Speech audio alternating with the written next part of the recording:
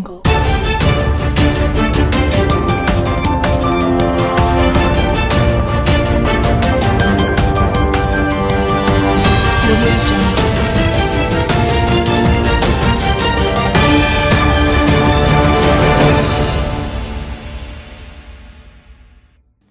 To TJ9 news. ఈరోజు సర్దార్ గౌతమ్ గారి వర్ధంతి జరుపుకోవడము ఈరోజు ఒక రకంగా శుభపరిణామం. అలాగే మనం ఆయనకు చాలా దూరంగా ఉండడం కూడా బాధాకరము.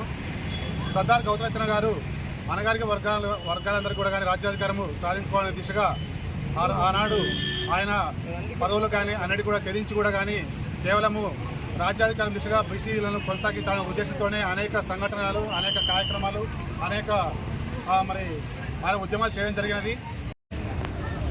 స్వతంత్ర సమర యోధులు, భారతదేశ ప్రపంచదగ్గ నాయకుడు, బ్రిటిష్ వాళ్ళని తరిమి కొట్టి భారతదేశ విముక్తి కోసం అహర్నిశలు శ్రమించి పేద పడుగు బలహీన వర్గాల కోసం తన జీవితాన్ని దారపోసిన మహోన్నత సర్దార్ గౌతమ్ వర్ధంతి సందర్భంగా ఈరోజు రియాస్పుట్లో తిరుపతి జిల్లా గౌడ సంఘం ఆధ్వర్యంలో అన్నదాన కార్యక్రమం చేపట్టడం జరిగింది.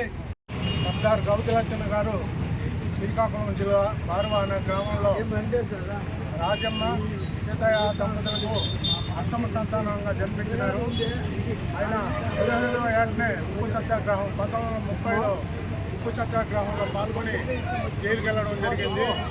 1932లో సహాయ నిరాకరణ ఉద్యమంలో మరలా జైలుకి వెళ్ళినారు.